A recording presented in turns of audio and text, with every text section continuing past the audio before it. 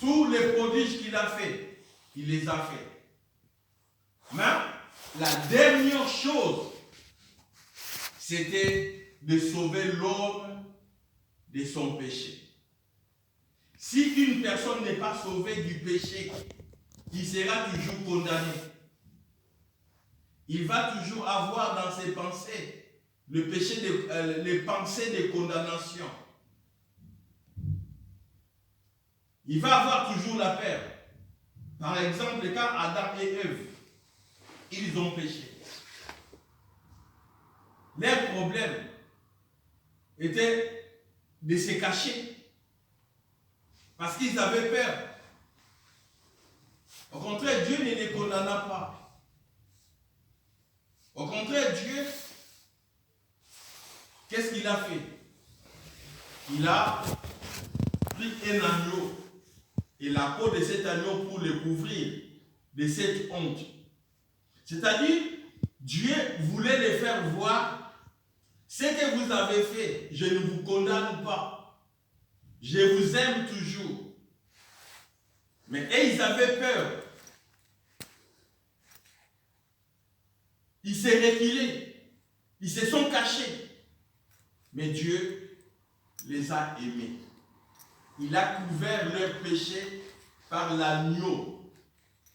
Et aujourd'hui, il ne couvre plus, mais il ôte le péché. Parce que le sang de Jésus est plus que le sang de vous. Le sang de Jésus est plus que le sang de tous les brebis qui ont été égorgés. Car c'est lui qui est la véritable agneau de Dieu. Alléluia. Amen. Amen. Amen. Alléluia. Amen. Nous allons lire les livres d'Élie. Voir ce que Dieu a dit à Marie. C'est presque la même chose, mais je veux qu'on les lise. Luc chapitre 1.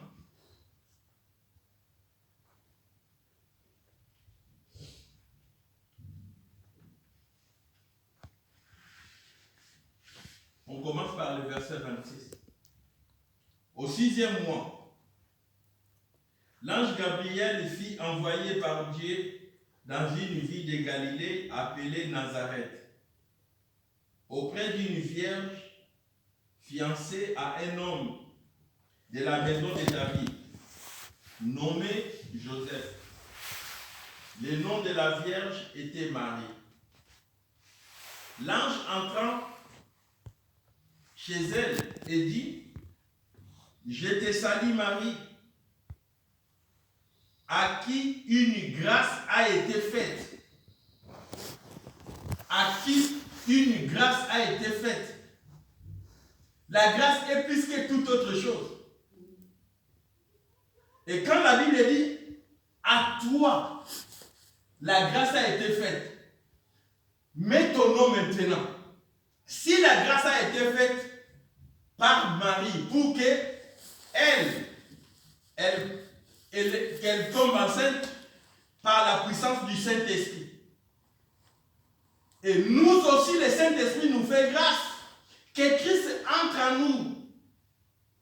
Donc de la même manière qu'elle a trouvé grâce, parce que la Bible dit, l'ange entrant chez elle et dit, je te salue, toi à qui une grâce a été faite. Donc si la grâce a été faite à Marie, nous aussi, la grâce nous a été faite.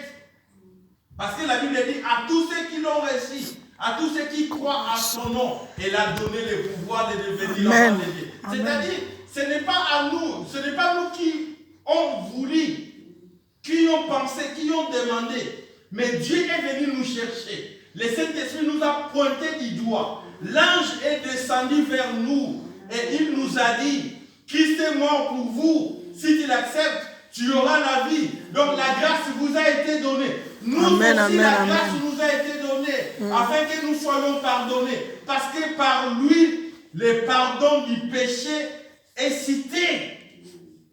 Nous avons le pardon de Dieu en Jésus-Christ. De la même manière qu'on a dit à cette femme, à cette jeune fille, à toi, la grâce a été donnée. Dieu nous a donné la grâce. Tu n'es pas là parce que tu veux. Parce que Dieu t'a choisi. Il dit, j'ai été choisi, j'ai été établi afin que vous alliez et que vous portez des fruits. Quel fruit que Dieu a besoin que tu portes? C'est le fruit de la justice. Que tu deviennes juste. Non par tes œuvres, mais par son amour. Parce que Christ a accompli. Donc, nous pensons seulement que Marie a trouvé cette grâce. Tu peux dire, ah, elle avait la grâce, si c'était moi à la place. Non, Jésus-Christ qui l'a porté, c'était pour nous tous. C'est-à-dire, nous aussi, aujourd'hui, nous portons Christ en nous. Amen. Il Amen. vit en nous. Amen. Il Amen. nous a Amen. donné tout ce que nous pouvons avoir. Amen. Marie, Amen. c'était par la chair. C'est-à-dire, mais nous, par esprit, Amen. nous avons Christ. La Bible dit Christ en nous. Espérance de la Ce n'est gloire. pas dehors, ce n'est pas avec Christ, mais Christ en nous, l'espérance de la gloire. C'est-à-dire, nous vivons dans la gloire de Dieu. C'est pourquoi là, il dit, l'ange entrant chez elle et dit, je te salue, toi à qui la grâce a été faite, le Seigneur est avec toi. C'est-à-dire ici, tu as la grâce de Dieu, le Seigneur est toi, Dieu est avec toi. Le Saint-Esprit est avec lui. La Bible dit, quand il sera venu, il sera avec vous. C'est-à-dire, quand le Saint-Esprit est là, c'est-à-dire c'est la présence du Christ. Parce que le Saint-Esprit est Jésus en esprit. Jésus est le Saint-Esprit par la chair. Donc, Dieu est avec nous par grâce, au moyen de la foi. Cela ne vient pas de nous. C'est une faveur que Dieu nous a donnée. La Bible dit ici, tu connaissais les dons de Dieu. Le problème, il faut connaître les dons de Dieu. Qui est la personne qui te parle? Il faut écouter la bonne nouvelle. Amen. Cette femme, quand elle a écouté la bonne nouvelle, quand elle a écouté la personne que Dieu a envoyée, elle n'a pas résisté. Elle a tout abandonné. Pour aller dire aux gens, viens voir la personne qui m'a dit toute la vérité. Parce que cette femme n'a pas menti devant Jésus. Il dit, je n'ai pas de mari. Et Jésus-Christ dit, à cela tu as dit vrai. Tu n'as pas le mari. La personne que tu as maintenant, ce n'est pas ton mari. C'est-à-dire, Jésus voulait lui faire voir son état. Et la femme a compris, il faut que j'abandonne cette vie pour que je devienne enfant de Dieu, pour que je m'abandonne à Christ. Et quand il a compris que c'est lui, c'est le Messie, elle a accepté. Et ce qu'elle a fait, elle dit non, je ne vais pas avoir la vie à moi seule. Il faut que j'annonce à d'autres personnes. Jésus-Christ nous a fait grâce.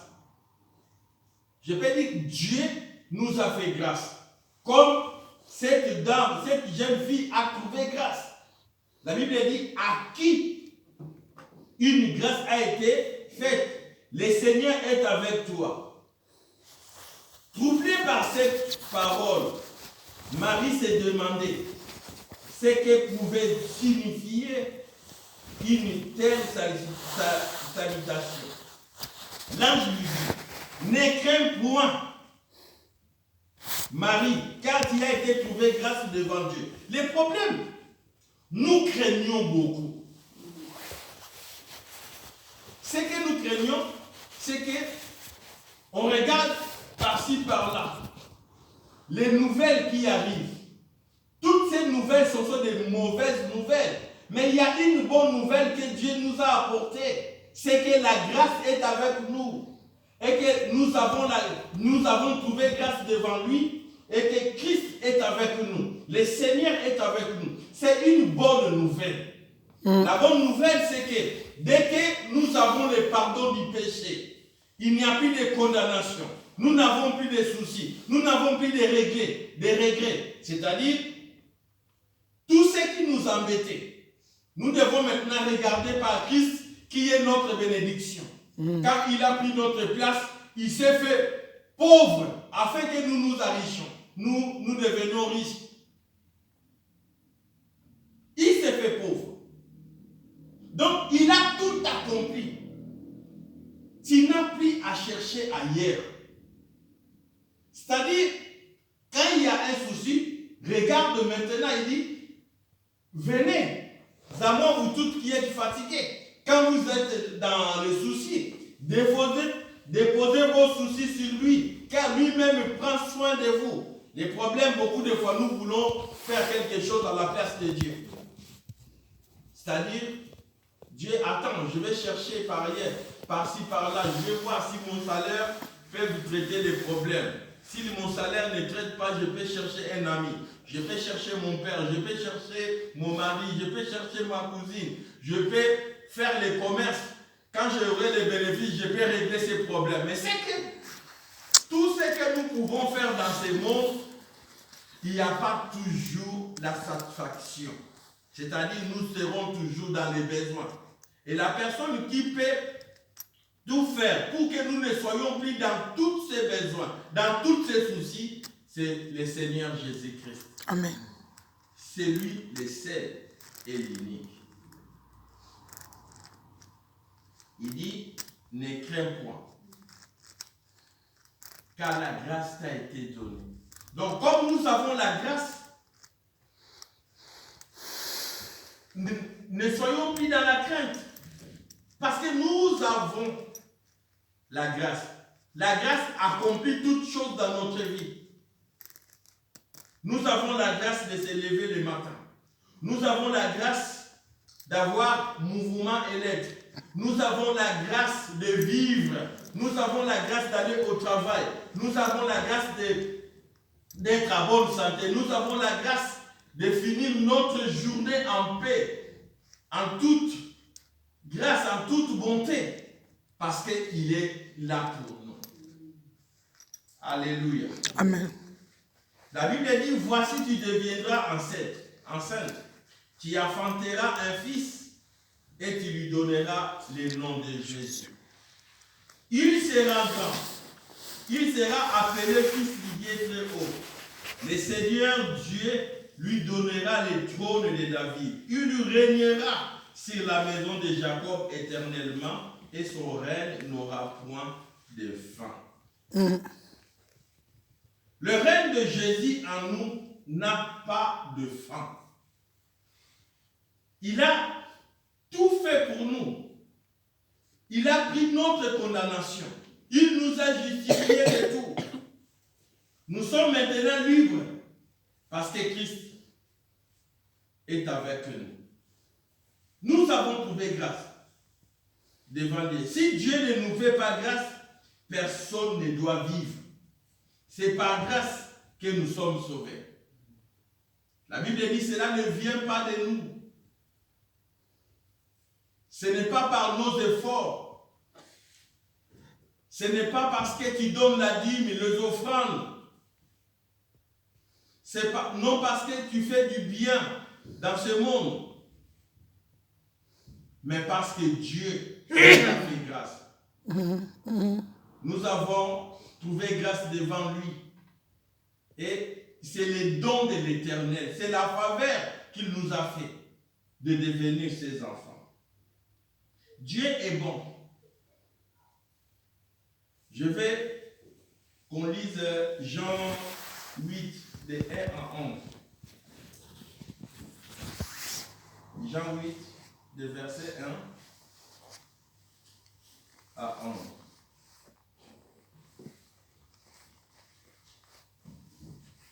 La Bible dit,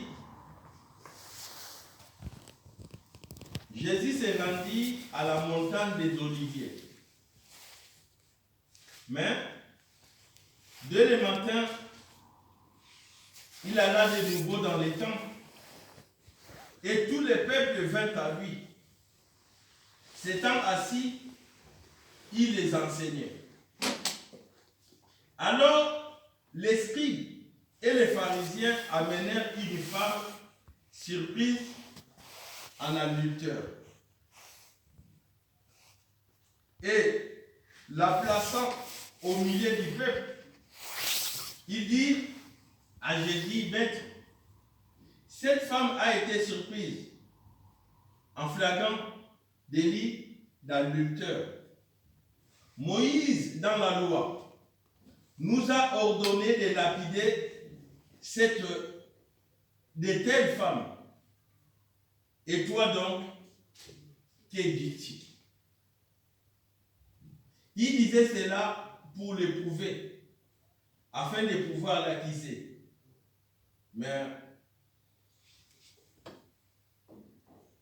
Jésus s'étant baissé, écrivait avec les doigts sur la terre. Et comme il continuait à l'interroger, il se releva et leur dit: que celui de vous qui est sans péché jette le premier la pierre contre elle. Et s'étant de nouveau baissé, il écrivait sur la terre. Et quand ils entendirent cela, accusés par leur conscience, ils se retirèrent un à un, des plus âgés jusqu'au plus dernier. Et Jésus resta seul avec la femme qui était là au milieu.